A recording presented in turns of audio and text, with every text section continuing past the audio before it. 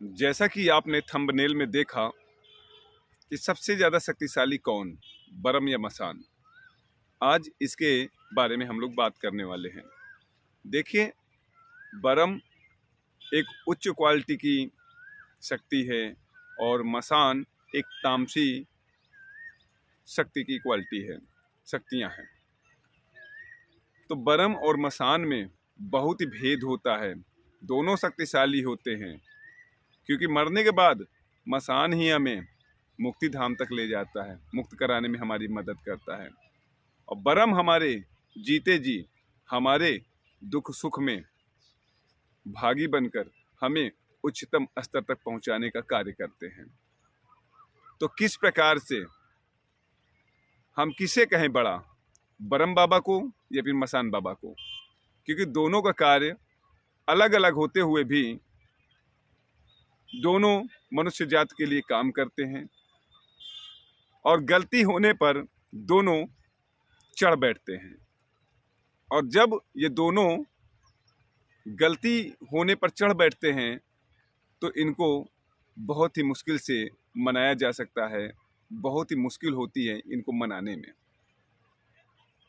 तो आज सबसे पहले हम बरमदेव बाबा के बारे में बात करेंगे। बरमदेव का अगर खुशी हो जाए किसी व्यक्ति पर तो क्या क्या प्रभाव उनके जीवन में ला सकते हैं, अगर नाराज हो जाएं तो क्या क्या उपद्रव उनके जीवन में हो सकता है। तो बरम बाबा अगर हम पर प्रसन्न हो जाएं, हमारी सेवा भाव से प्रसन्न हो जाएं, तो निश्चित रूप से हमें दिव्य दृष्टि जिसे कहते हैं, देखने की शक्ति प्राप्त हो जाती है। हमें सामने वाला जो व्यक्ति होता है उसके बारे में जानकारी प्राप्त होना प्रारंभ हो जाती है। जिन लोगों ने मेरा पुराना वीडियो मेरी आप बीती देखी होगी तो उसमें मैंने एक बात बताई थी, बरम बाबा का जिक्र किया था आज से कई महीना पहले। तो वहाँ पर मैंने ये बताया था कि जब मेरे भाई को प्रेत चढ़ गया, प्रेत लग गया और कोई बताने वाला नहीं था, तो एक बहुत भटकने के बाद बरम के स्थान पर हम लोग पहुँचे और वहाँ पर एक ब्राह्मण देवता पूर्णवासी को दरबार लगाते थे।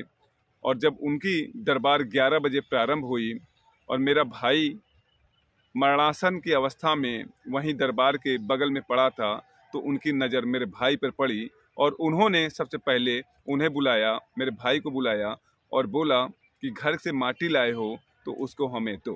घर से हम लोग माटी लेके गए थे, वहाँ का नियम था, घर की माटी ले जाया जाता है। तो उन्होंने माटी ली और माटी में न जाने कौन सा मंत्र फूंका और अपने बरम महाराज के चरणों के पास बैठ गए, पीपल के नीचे बैठ गए। और बैठने के बाद दरबार प्रारंभ की और उन्होंने यही कहा, खोंद लिया, पा गए, मजा आ गया। यानी उन्होंने ऐसी सत्यता बताई जिसके बारे में मुझे नहीं मालूम था। मेरे कान खड़े हो गए, मैं इन शक्तियों को नहीं मानता था। फिर ऐसी घटनाएं कई हुई कि अनुभव हुआ कि शक्तियां हैं। फिर दूसरा, ये तो प्रसन्नता की बात हुई कि अगर किसी पर प्रसन्न हो जाए तो उनको कैसी अद्वितीय शक्ति देते हैं, देखने की शक्ति दे देते हैं, बताने की शक्ति दे देते हैं, उनका जीवन उद्धार करने की शक्ति दे देते हैं, नियम बता देते हैं। अगर ये किसी पर नाराज हो जाए तो क्या होता है? अगर बरम, चूंकि मेरे सामने ऐसे केस आ चुके हैं, बरम अगर नाराज हो जाएं तो जीवन नरक से भी बदतर हो जाता है। एक व्यक्ति मेरे पास आया और जब मेरे पास आता है मैं उसे देखता हूँ तो सबसे पहले प्रभु मुझे दर्शन देते हैं, बरमदेव महाराज मुझे अपनी उपस्थिति का एहसास कराते हैं। मैं उन्हें प्रणाम करता हूँ और जब उनको आवाहन करता हूँ उस व्यक्ति के शरीर में तो आते हैं और प्रथम बार उसके शरीर में हीलिंग पावर बढ़ जाती है और अपने शुद्ध बुद्ध को खोकर वो मेरे कहे अनुसार चलने लगता है।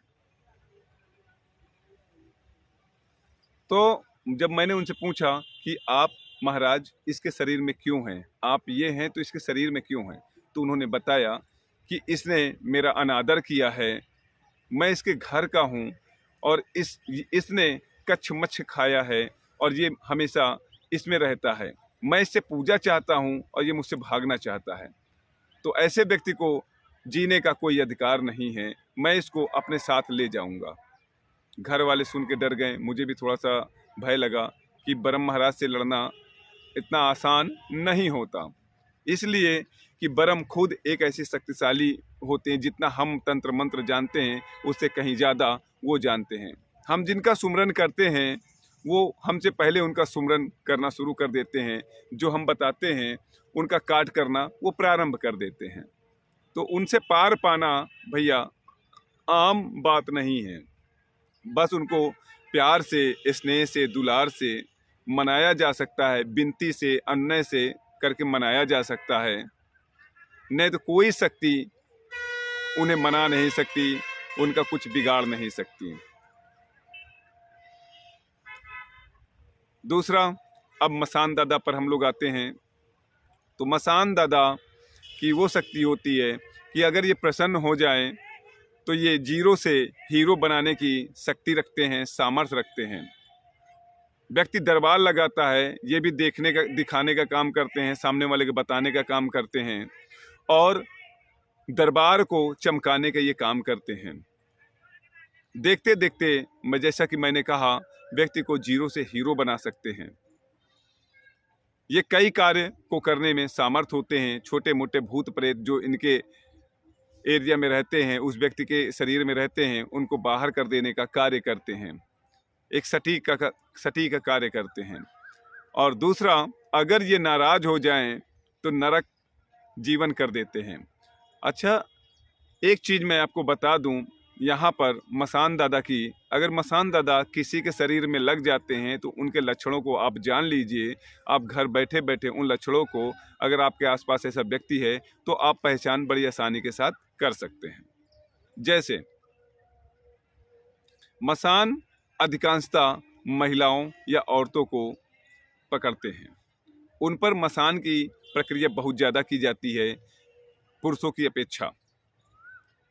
जब महिलाओं पर मसान प्रकट होते हैं तो सबसे पहले उनके नाभि के नीचे दर्द प्रारंभ हो जाता है, खिंचाव महसूस होने लगता है और खिंचाव महसूस होने के साथ साथ उनके साथ ऐसा लगता है कि जैसे कि कोई व्यक्ति उन्हें दाब कर उनके साथ जबरदस्ती संबंध बना रहा है। मेरी माताएं बहनें बहुत ज़्यादा विचलित हो जाती हैं और वो दिन प्रतिदिन कमज़ोर होती चली जाती हैं। ऐसा लगता है कि उनके कपार में यानी सर पे कोई बैठा है। रात में वो जब सोती हैं तो पल भर में ही, जैसे लेटती हैं, पल भर में ही उनका शरीर बिल्कुल दाब दिया जाता है। मन मस्तिष्क केवल खाली रहता है, बाकी पूरे शरीर को दाब दिया जाता है। उनके साथ ये क्रियाएं होती हैं। कोख को नष्ट कर देते हैं, कोख का वो बंधन एक प्रकार से कर देते हैं, बच्चे को बनने नहीं देते, बांझ बना देते हैं। तो इस प्रकार की वो क्रियाओं को करते हैं। याद रखिए, शक्तियाँ हमें संरक्षण देती हैं तो शक्तियाँ ही दूसरे ओझा सोखा तांत्रिक जानकार के माध्यम से जब हम तक भेजी जाती हैं तो वो हमें परेशान भी करती हैं, क्योंकि तमाम ऐसी मसानियाँ होती हैं, तमाम ऐसे देव होते हैं जिनको, जो भोग पर चलते हैं और भोग देकर उनका काम किया जाता है। अब मसान दादा किससे मानते हैं? क्या माता काली से मानते हैं, या फिर मसान दादा भगवान भोलेनाथ से मानते हैं, या मसान दादा माता शीतला से मानते हैं? आखिरकार ये मानते कैसे हैं? तो चलिए हम लोग जानेंगे इसी प्रकार के कुछ अगले वीडियो में। अगर हमारा वीडियो आपको पसंद आता है तो निश्चित रूप से आप शेयर करें, और ये जानकारी आपको अच्छी लगी हो तो आप हमसे शाम 5 बजे से शाम 7 बजे तक बात कर सकते हैं। डिस्क्रिप्शन बॉक्स में मेरा नंबर दिया गया है। चलिए मिलते हैं हम लोग इसी प्रकार के कुछ अगले वीडियो में। तब तक के लिए जय मां शीतला।